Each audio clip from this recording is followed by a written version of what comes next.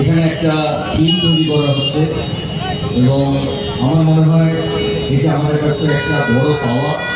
এই ভাবনাটা ভাবার জন্য আমি আমাদের এন্টায়ার টিমের তরফ থেকে স্যার আপনাদের সবাইকে আমার আন্তরিক শুভেচ্ছা জানাচ্ছি।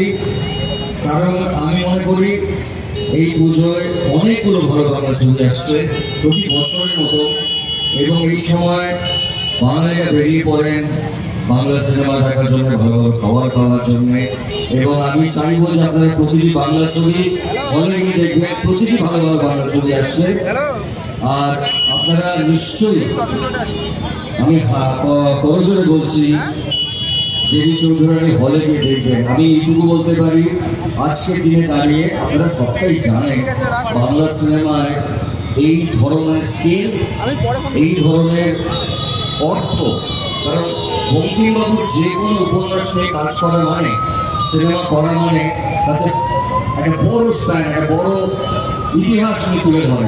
এই ছবি করা খুব ডিফিকাল্ট, এই ছবি করা খুব সহজ নয়। তবে আমাদের পরিচালক শুভ্রজিৎ মিত্র অসম্ভব ভালো একজন ইয়াং ডিরেক্টর, যিনি 3-4 বছর আগে একটি ন্যাশনাল অ্যাওয়ার্ড পেয়েছিলেন। তিনি এই ছবিটা খুব মনোযোগ দিয়ে করেছেন। এবং আমি এখানে যারা মহিলারা আছে, মানে বিশেষ করে এটা মা শক্তির গল্প, দুর্গা পুজোয় মা শক্তির গল্প। কারণ এটা প্রতি পরিবারে আমাদের এখানে মারা আছে, যারা কোনো কিছু প্রকাশ না করে, তারা কোনো কথা না বলে অসম্ভবভাবে তারা তাদের লড়াইটা চালিয়ে যায়।